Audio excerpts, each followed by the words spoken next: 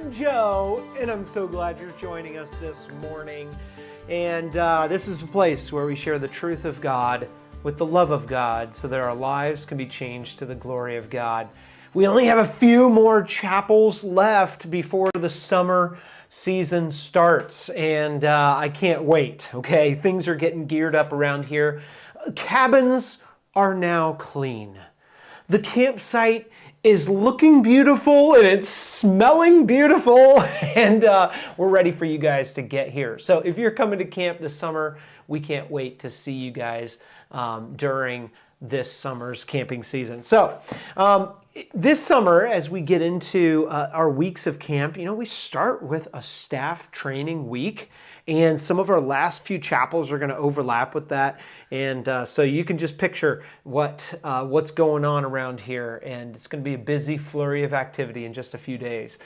We're going to get into our lesson in just a little bit, and we're diving back into our series called Help, I'm Lonely.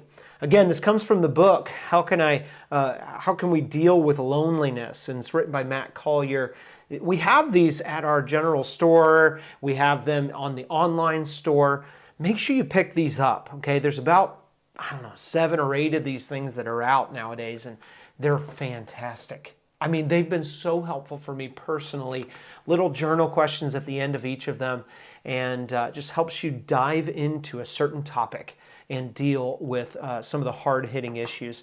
Well, today's lesson is all about finding belonging.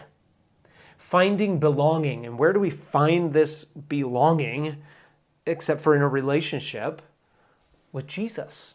And we're going to discover how Jesus, he actually comes to seek and to save the lost, and he breaks into this loneliness.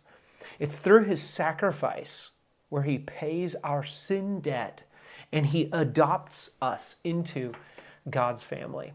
So we're going to find some genuine belonging here during our lesson today, being guaranteed forever to be a part of his family. Well, we do have a few questions in the homework from last week, and so let's dive into just a few of these things and see what you guys said in response to last week. Remember, we had Joe Fant on and had a great time with him, just once again getting me excited about the summer. We got some great speakers on the schedule, and I know we have some rooms still in some of the earlier weeks of camp, so make sure you sign up so you can come to camp for this summer. Let's see. So we have a lot of you guys answered some of the questions last week, did a great job. And so it looks like we had someone, even in asking the question, do you relate to one of those teens? Some of you guys are like, no, I don't. Praise the Lord. And I'm thankful whenever you can say, no, you don't relate, because that means that God has given you a great family network, or maybe a church network, or friends are right around you, and that's good. Some of you answer the question, what a particular group with which you've sought to belong. And some of you have this group of friends that actually feel like actual friends, and that's really neat. It looks like Zach and Ty, you form your own group. And even missionary kids, there's this unique group, and you can kind of understand each other when you have your group that way. And then Elena, she wrote in, and she was just saying she doesn't really have a particular group. And I challenge you guys, man, just find connection with those that are around you, but listen today, because we're going to find that we can run to Christ as well.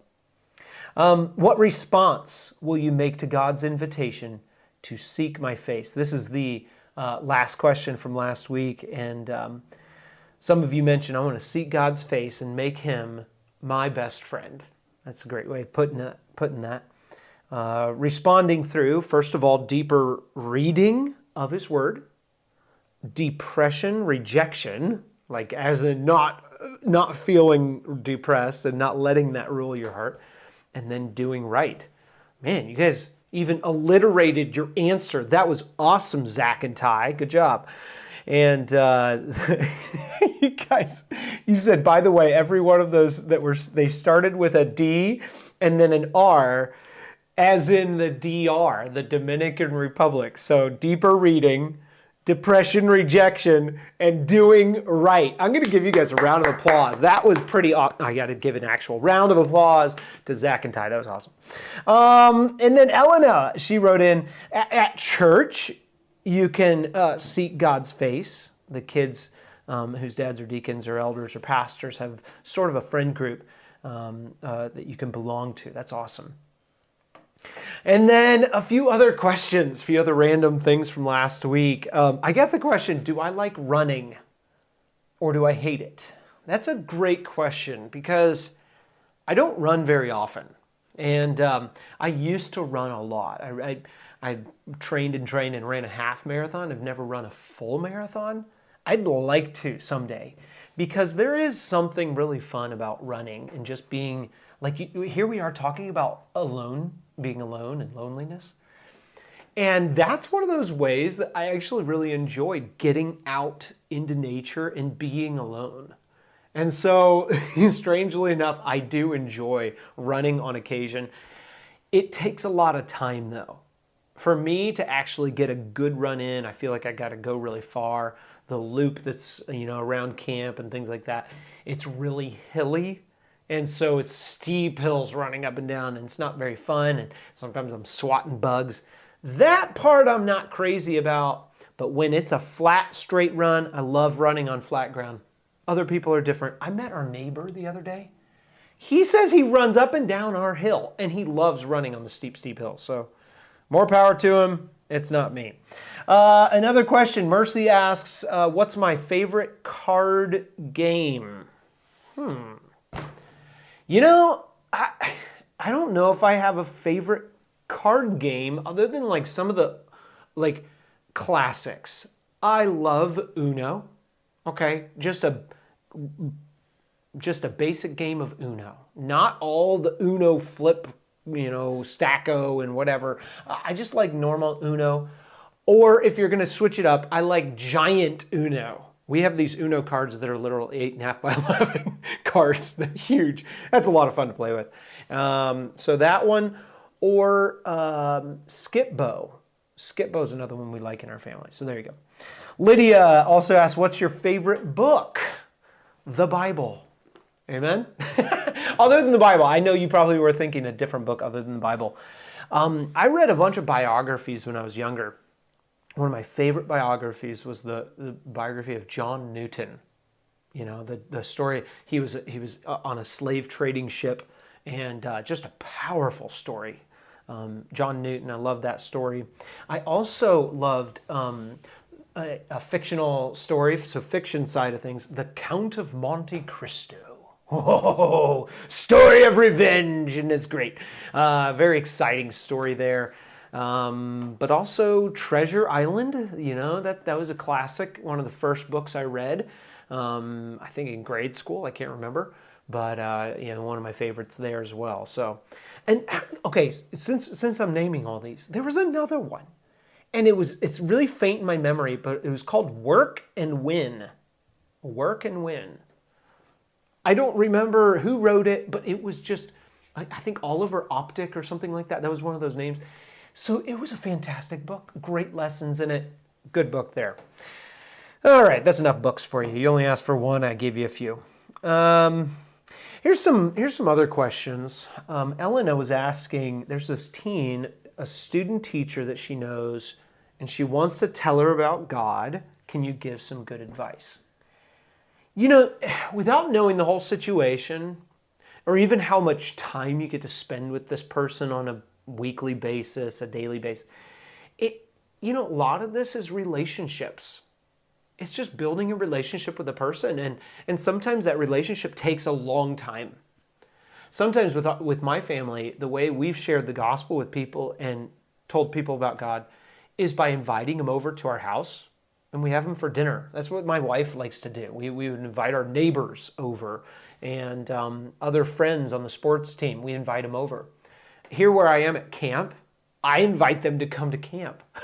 And we have scholarships for them. We say, hey, we just want you to come. Well, you can come for free. Just come to camp. And they get to hear about God here. But whatever your situation is, I'd encourage you, just tell your story. At some point, maybe you have a chance to say, hey, I'd love to tell you my story. Or you ask them their story, like, hey, what's your life story? Tell me about yourself. And then you could turn around and tell your life story as well. But you get to tell your eternal life story in the midst of that. So just talk. And sometimes it's not necessarily taking like a gospel tract, which you can totally do, and you can walk through a gospel tract. Sometimes it's more about, hey, let me tell you my story and love to hear about you, and this is what's changed my life. All kinds of different ways. Countless ways to start conversations, to walk through the gospel, whether you use a Romans Road or a What is the Gospel tract. We have some of those around here. There's tons of different ways that you can share the gospel with people. And then there's a prayer request on here, and I'm going to pray for you. It's an anonymous prayer request, but thank you so much for writing in all those questions, and we appreciate you guys tuning in to these chapels each week, and it's a joy to stay connected with you, and I hope it's been fun for you guys as well to join in Homeschool Chapels. We got a few left, so without further ado, let's get into our lesson for today. So how can I find genuine belonging? Today, as we dive back in, I'll admit, this is a tough and a heavy topic of loneliness. This is a very difficult side to even think about. The effects, the pain, and even the reason for why we feel loneliness. Back in the 1950s, there was a songwriter named Elvis Presley, very popular. But before he became popular, he wrote a lot of songs, and nothing was really hitting the charts, and until he wrote one song called Heartbreak Hotel. With it, there are these lyrics in the song that says, "You make me so lonely, baby. Well, I'm so lonely. I get so lonely I could die." I guess you could say that theme of loneliness, it struck a chord even way back in the ancient times of the 1950s. And that song connected with millions of people, made him popular. Because loneliness isn't new. It's a deep human struggle. And even for teens today, it's more than just a feeling. It's more than just something they kind of struggle with. It's a big deal. According to a recent study by the U.S. Centers for Disease Control, it says that 42% of teens reported experiencing persistent feelings of hopelessness and sadness. 42% of teenagers. That's almost half of the teenagers that they interviewed had persistent feelings of hopelessness and sadness. And then they also asked, and 22% seriously considered even taking their own life. Another 18% of those went so far as to be serious enough to make a plan. That's heavy. So what's driving this? And loneliness is a big piece of it. In our last chapter, last week, we looked at how we all crave belonging, and only God can truly fill that void. But there's a problem, and it's a big one. You see, our sin keeps us far from Him. It was the same thing that even pushed Adam and Eve away from God, pushed them away from His presence. They wanted to hide after they ate the fruit because they felt guilty, and they wanted to be away and alone. That communion, that fellowship, that relationship was broken. So how do we find this real belonging with God? Let's unpack this together. And as we do, we're going to lean on Jesus and really run to Him in all these illustrations for the true answer. First point is that Jesus breaks into our loneliness. And we can see that when we start to look at Jesus, we see the whole story of him being part of the Trinity, the Godhead. He existed eternally, but he decided to come into our lives. He came into the world to seek and to save the lost. In Luke 19, verse 10, it says, "For the Son of Man," that's Jesus, "he came to seek and to save that which was lost." That's us. We're the lost and the lonely, wandering sheep. That illustration of wandering like a sheep and being lost. I've lost animals over the years, and some of them, cats, have just wandered off from the house and they go and find a new home, or they just get lost out in the woods. Who knows? Some chickens we've lost, they wander off into the woods the same, and I have to go out there. And I have gone off into the woods to look for them. I've even had to chase them back home, go pick them up and carry them back. And I know that Jesus is using the illustration, and even in the Bible, it uses the 99 sheep that are lost, the 99 sheep and the one that was lost.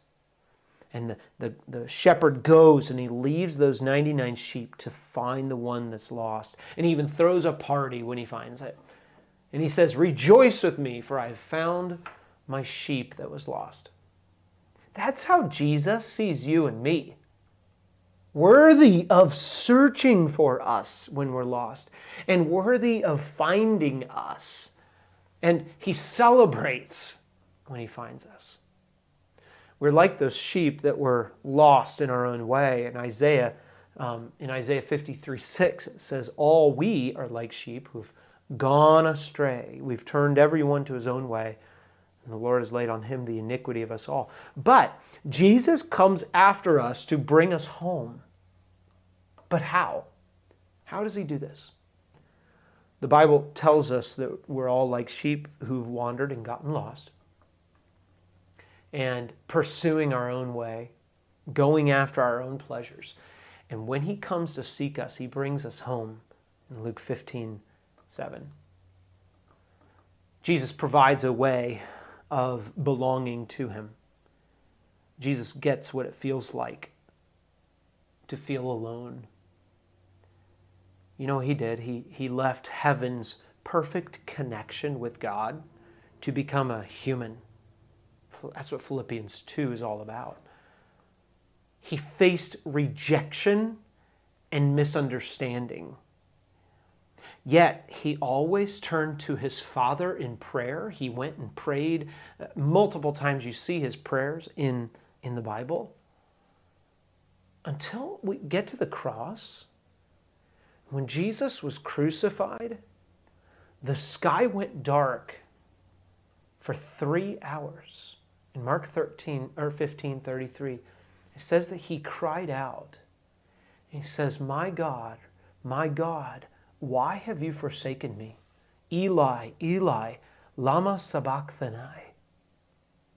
My God, why have you forsaken me? He's talking to his Father. Because on that cross, Jesus was taking all of our sins on him. One author from a long time ago, he put it this way, that Jesus himself was deserted of God for a time, that people might not be deserted forever.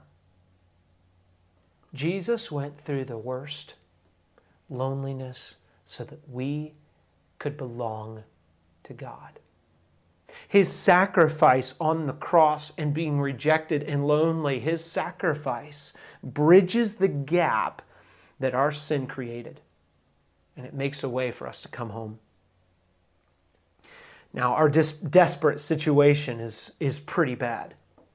In the book, Matt describes a shocking scene. You know, he travels a lot. He started Camps Abroad, this ministry that has camps all over the world. And one of the places that he visited, the Mathari Valley, he describes it as the smell of raw sewage was flowing beside the muddy streets, and it was overpowering. Haunted eyes peered at us from the doorways of shacks made out of discarded wood, cardboard, and tin cans pounded into sheets. I had seen pitiful conditions before, but nothing like this massive slum in Nairobi, Kenya.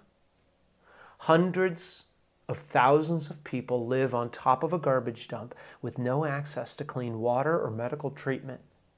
Mind-numbing drugs and alcohol flow freely in the Mathare Valley, and the children suffer the most. Without adults to care for them, they fend for themselves. And bands of orphans roam the streets at all hours of the day and night, sneaking and stealing and dodging the law, doing whatever they can to survive. These are the outcasts of the Kenyan society. Children who don't belong. Now, that's describing a picture of orphans in a village. But I want you to think that that's also a picture of our spiritual state without Christ. We are hopeless, outcast, alone, helpless. Romans chapter 8. Romans 8, if you can flip over there, there's a massive help in this section. Romans 8 describes that state that we were in, hopeless and alone. And Paul describes this in verse 12. He says, "Therefore, brethren, we are debtors, not to the flesh, to live after the flesh." We are debtors to sin.